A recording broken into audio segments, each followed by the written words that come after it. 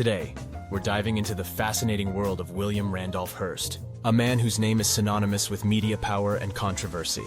But who was he really? From building a newspaper empire that shaped public opinion, to wielding influence over politics and culture, Hearst's life is filled with secrets, scandals, and astonishing achievements. Join me as we uncover the story of the media mogul who changed journalism forever. Our journey begins on March 4th, 1887. When 23-year-old William Randolph Hearst placed his name on the masthead of the San Francisco Examiner with the title of proprietor. The Examiner had been owned by his father, George Hearst, a California rancher and miner whose interests leaned more towards politics than newspapers. After George Hearst was elected a U.S. Senator, he handed the newspaper over to his son. William quickly took on the roles of both editor and publisher, transforming the Examiner into what he called the monarch of the dailies. He invested in the most advanced printing equipment, dramatically redesigned the newspaper's look, and hired top journalists. Within a few years, the revamped Examiner was a runaway success, signaling the dawn of a new era in American journalism. Building on his success in San Francisco, Hearst purchased the New York Journal. This marked the beginning of his expansion into other major cities, including Chicago, Los Angeles, and Boston. By the 1920s, Hearst owned 28 newspapers nationwide, read by 1 out of 4 Americans. His newspapers pioneered innovations such as multiple-colored presses, wire syndication, and the first color comic sections. Hearst also ventured into the burgeoning magazine industry, launching Motor Magazine and acquiring titles like Cosmopolitan, Good Housekeeping, and Harper's Bazaar. Hearst Magazines established its international headquarters in New York City. He began producing newsreels in partnership with European film company Pathé, and formed Hearst Metrotone News to produce them worldwide. By mid-century, he had built one of the world's largest media companies. After Hearst's death in 1951, the corporation continued to diversify, becoming a founding partner in cable television's Lifetime and A&E networks, and acquiring a 20% interest in ESPN. As Hearst's media empire grew, so did his influence and ambitions. He had a knack for sensationalism, a style popularized by Joseph Pulitzer, which he adopted and perfected. When Hearst entered the highly competitive New York newspaper market, he used his wealth to buy the best journalists and talent, often outbidding Pulitzer. His aggressive tactics paid off, as the New York Journal quickly gained traction. But Hearst wasn't content with just dominating the newspaper industry. He had grand political ambitions. His papers were known for their sensationalist style, often using shocking headlines and colorful pictures to capture the public's attention. Hearst's involvement in the Spanish-American War is a prime example of this. His newspapers sensationalized the Cuban rebellion against Spain, rallying public support for the war. The story goes that Hearst's sensationalism helped push the U.S. into the conflict, a claim Hearst himself loved to promote. Stay tuned to discover how Hearst's influence extended beyond media into politics, where his ambitions led him to run for office multiple times. And we'll delve into the controversial relationships and scandals that marked his personal life, including his notorious affair with Marion Davies. Hearst's life was a constant interplay of power, influence, and controversy, and the best parts are yet to come. When William Randolph Hearst arrived in New York City, he had grand ambitions. He had already conquered San Francisco's newspaper industry and intended to do the same in New York. However, New York was the most competitive market Hearst could have chosen to enter. Hearst begged his mother to give him the money to buy a small paper called The Morning Journal. His mother, who controlled the vast fortunes of his late mining magnate father, was willing to give her son a chance. But the price was steep, the modern equivalent of around $5 million today. Those who were aware of Hearst's purchase at the time dismissed it as foolish. The Journal wasn't a prestigious paper in a city with countless rags, each perfectly crafted to cater to every demographic. Buying the Journal seemed like a bad move, as Hearst had overpaid just to get a chance to enter the city. Hearst's strategy was simple.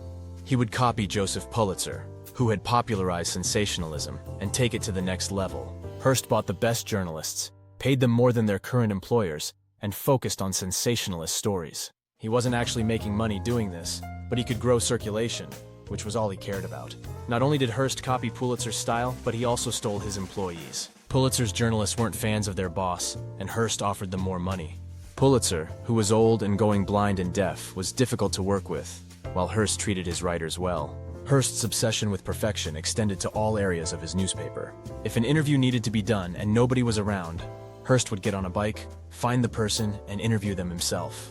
He was obsessed with comics, which were more than just the funny pages back in the late 19th century. Comics were important to a paper's success, especially in an immigrant-rich New York, where many people couldn't speak English well. Hearst wanted his own Yellow Kid, a popular comic character, so he bought the cartoonist who made the comics. Pulitzer hired someone else to make new Yellow Kid comics, leading to two papers with unrelated comics, both featuring the Yellow Kid. This rivalry gave rise to the term yellow journalism, which referred to sensationalism. Around this time, a new story was developing that captivated Hearst: the Cuban Rebellion against Spain. The Cuban rebels wanted Spain out, and this was the perfect opportunity for Hearst to make money. He painted a picture of underdog Cuban freedom fighters facing off against the evil Spanish Empire. The public was outraged at the atrocities going on and demanded government intervention. Hearst even found an 18-year-old rebel girl, got his journalist to break her out of jail, brought her back to New York, and turned her into a public sensation. Then the USS Maine exploded. The ship wasn't in Cuba for any military action, but it did just happen to explode. Although the official investigation ruled the explosion an accident, Hearst saw it as a clear case of Spain attacking the United States. He told the public to demand revenge and urged the president to send in the troops. This story is often cited as Hearst's most infamous moment, with claims that he started the Spanish-American War through sensationalism.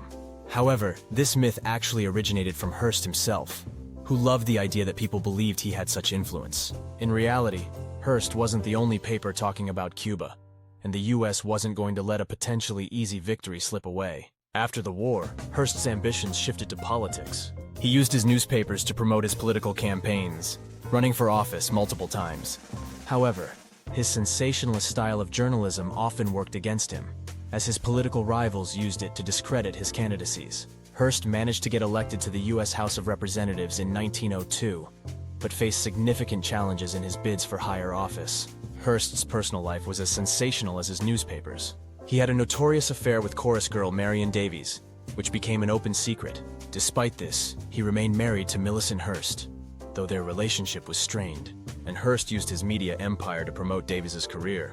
Their affair was not just a personal relationship, but also a complex interplay of power and fame. Despite the challenges they faced, including Hearst's marriage and the public scrutiny, their bond remained strong until Hearst's death. Hearst's lavish lifestyle and penchant for collecting expensive treasures further added to his larger-than-life image. One notable scandal involved Hearst's feud with Teddy Roosevelt, who became a public figure during the Spanish-American War. Despite their similarities, both came from wealthy families and attended the same college.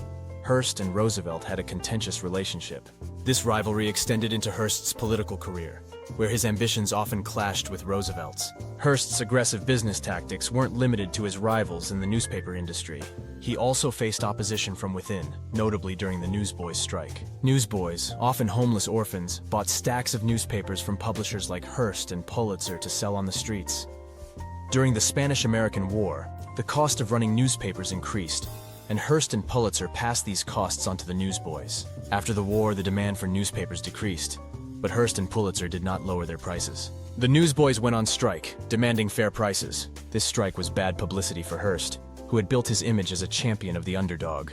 The strike eventually forced Hearst and Pulitzer to back down, but it was a significant moment in labor history and highlighted the harsh realities of Hearst's business practices. The Great Depression hit Hearst's businesses hard.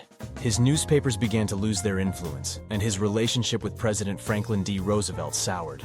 Hearst initially supported Roosevelt in the New Deal, but he turned against Roosevelt when the president supported journalist unions.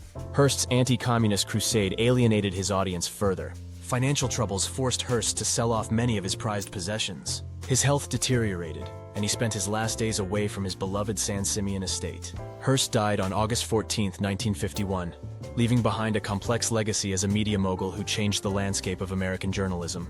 Hearst's legacy is perhaps most famously encapsulated in the film Citizen Kane. Although the film doesn't explicitly mention Hearst, it is widely believed to be based on his life. The film's portrayal of Charles Foster Kane, a character with many similarities to Hearst, was not well received by the media mogul. Hearst's newspapers refused to cover the film, and he used his influence to discourage theaters from showing it. Despite its critical acclaim, Citizen Kane was a box office bomb, largely due to Hearst's efforts to suppress it. In the end, Hearst's impact on journalism and media was profound. He pioneered the use of sensationalism to capture the public's attention, revolutionized the newspaper industry, and built a media empire that extended into magazines, radio, and television. His life was marked by ambition, controversy, and a relentless drive to influence public opinion. If you enjoyed this video, you might like the one on the screen. Thanks for watching.